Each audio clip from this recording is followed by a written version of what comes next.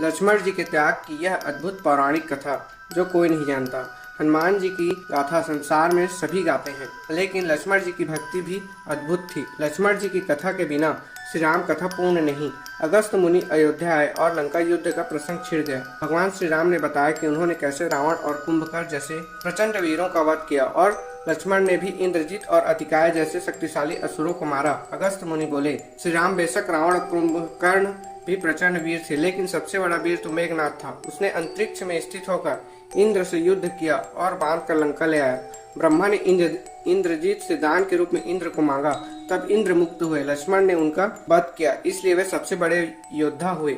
श्री राम को आश्चर्य हुआ, लेकिन भाई की वीरता की प्रशंसा से वे खुश थे। फिर भी उनके मन में जिज्ञासा पैदा हुई कि आखिर अगस्त मुनि ने ऐसा क्यों कहा कि इंद्रजीत का वध रावण वध से ज्यादा मुश्किल था। अगस्त मुनि ने कहा, प्रभु इंद्रजीत को वरदान था कि उसका वध वही कर सकता है जो 12 वर्ष तक सोया न हो, जिसने 12 साल तक किसी स्त्री का मुख न देखा हो और 12 साल तक भोजन न किया हो। राम बोले, परंतु मैं वनवास काल में 12 वर्षों तक नियमित रूप से लक्ष्मण के हिस्से का फल देता रहा हूँ। मैं सीता के साथ एक कुटी में रहता था। बगल की कुटी में लक्ष्मण थे।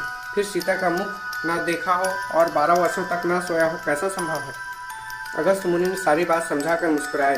प्रभु से कुछ छुपा नहीं। भला दरअसल सभी लोग सिर्फ श्री राम का गुणगान करते थे, लेकिन प्रभु चाहते थे कि लक्ष्मण के तप और वीरता की चर्चा भी अयोध्या के घर घर में हो।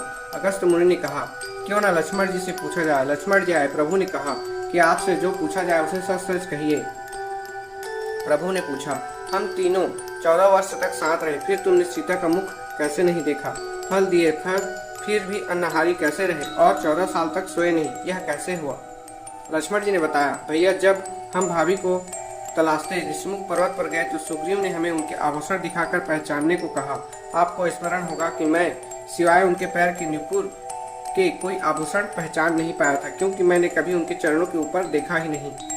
14 वर्ष नहीं सोने के बारे में सुनिए। आप और माता एक कुटिया में सोते थे। मैं रात भर बाहर धनुष पर बाण चढ़ाए पहरेदारी खड़ा रहता था। निद्रा ने मेरी आंखों पर कब्जा करने की कोशिश की तो मैंने निद्रा को अपने बाणों से वेध दिया। निद्रा ने हार कर स्वीकार किया कि वह 14 साल तक मुझे स्पर्श नहीं करेगी, लेकिन जब श्री राम का अयोध्या में राज्य अभिषेक हो रहा होगा और मैं उनके पीछे सेवक की तरह छत्र लिए खड़ा रहूंगा, तब वो मुझे घेरेगी।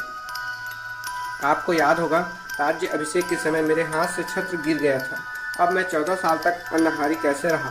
तो मैं जो फल फूल लाता था वह आपके 3 भाग करते थे। आप एक भाग देकर मुझसे कहते थे कि लक्ष्मण फल रख लो। आपने कभी फल खाने को नहीं कहा। फिर बिना आपकी आज्ञा के मैंने उसे कैसे खाता। मैंने भी उसे संभाल कर रख दिया। सभी फल उसी कुटिया में अभी रखे होंगे। प्रभु के आदेश पर लक्ष्मण जी चित्रकूट की कुटिया से वे सारे फलों की टोकरी लेकर आए और दरबार में रख दिए। फलों की गिनती हुई तो 7 दिन के हिस्से फल कम नहीं थे। प्रभु ने कहा, इसका अर्थ है कि तुमने 7 दिन तो आहार लिया था। लक्ष्मण जी ने 7 फल कम होने के बारे में बताया। उन 7 दिनों में फल ही नहीं आए थे।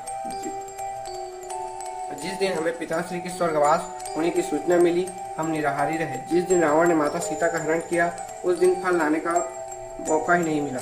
जिस दिन समुद्र की साधना आप कर रहे थे, उस दिन भी हम लोग निराहारी रहे। जिस दिन आप इंद्रजीत के नागपाश में बनकर दिन भर अचेत रहे, जिस दिन इंद्रजीत ने मायावी सीता को काटा, हम शोक में रहे। जिस दिन रावण ने मुझे शक्तिबाण मारी और जिस दिन आपने रावण वध किया, इन दिनों हम भोजन की सूत कहा थी।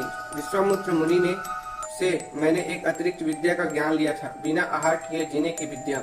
उनके प्रयोग से मैं 14 साल तक अपनी भूख को नियंत्रण कर सका, जिससे इंद्रजीत मारा गया। श्री राम ने लक्ष्मण की तपस्या के बारे में यह सुनकर उनके हृदय से लगा लिया। Thanks for watching. Subscribe for more video.